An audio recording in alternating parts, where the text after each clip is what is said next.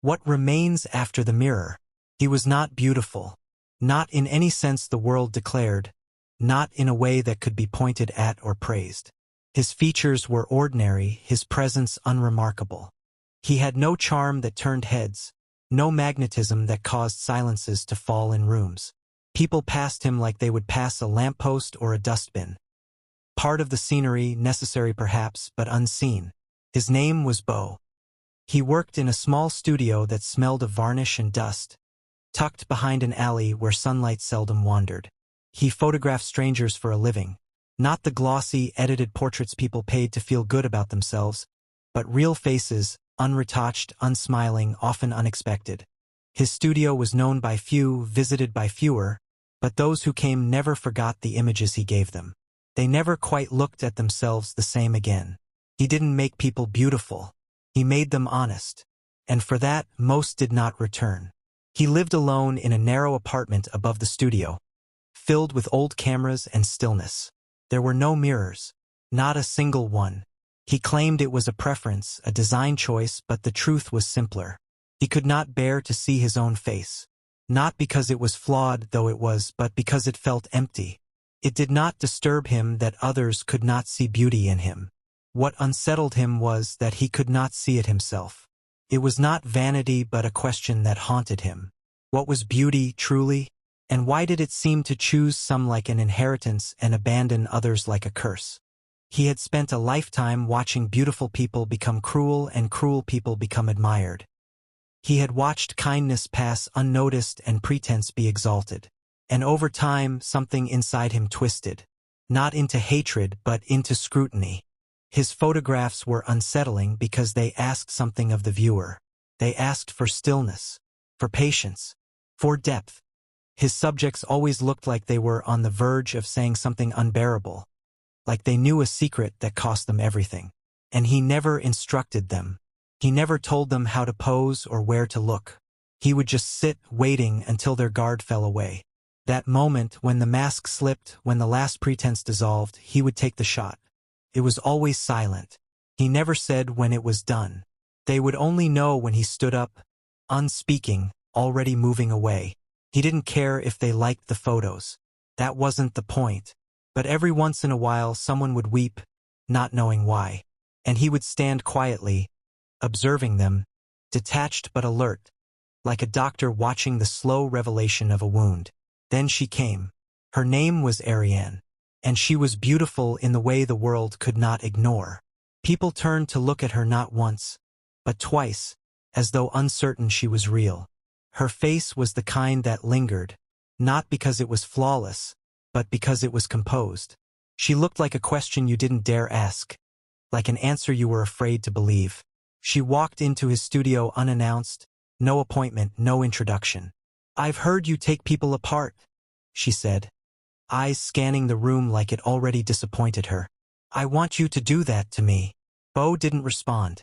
He rarely did at first meetings. He just gestured toward the chair beneath the soft light. She didn't hesitate. She sat and waited. Minutes passed. He adjusted the light, looked through the lens, said nothing. She sat still, expression calm, lips set in a line that was neither a smile nor a frown. But she was prepared. He saw it. She had constructed this moment. She had come not to be seen, but to control how she would be seen. He didn't take the picture. Not that day. Not the next. She returned 3 more times. Each time, more quiet, more still, until the edge of performance dulled and something else emerged. The 4th time, he saw it. The flicker behind her eyes. Not sadness, not pain, but fatigue. A deep, wordless exhaustion of being looked at and never truly seen. That was when he clicked the shutter. When he gave her the photo, she stared at it for a long time. He watched her jaw clench. She looked up, eyes narrowed. "You hate beauty," she said. Not a question. He said nothing. "You saw what you wanted to see, not what I am." "No," he replied calmly. "I saw what you are when you stopped trying." She didn't speak. She left. But she came again, and again. And what began as a confrontation became a ritual. She spoke more. About the way people projected their desires onto her face. about being praised like a prize and touched like a possession, about how admiration became a kind of violence. "I'm tired of being looked at," she said once. "It doesn't matter what's inside me if the outside keeps speaking louder." Bo listened. Not kindly but carefully, and she began to ask him questions too. "Why don't you take photos of yourself?" "Because I have nothing to reveal." "Everyone does," she said. "Even liars. Especially liars."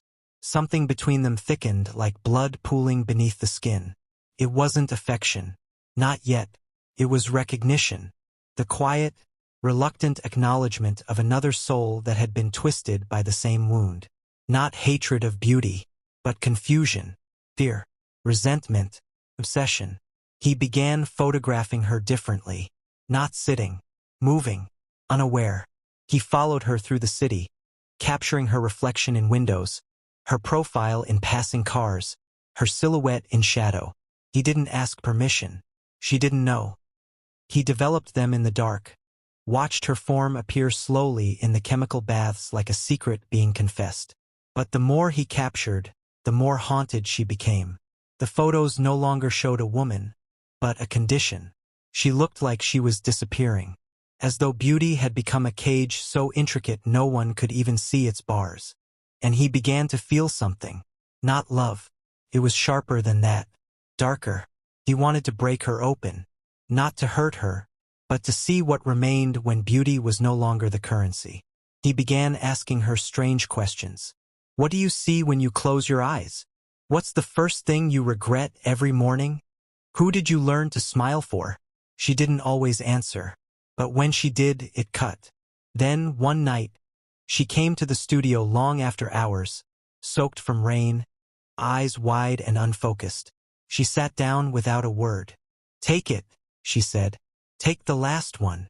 He lifted the camera. She didn't pose, didn't blink. She looked directly into the lens as if looking into him. Not through him, into. And he took the shot. That photo was never shown. Not to anyone. He developed it alone. It was the only one he ever framed.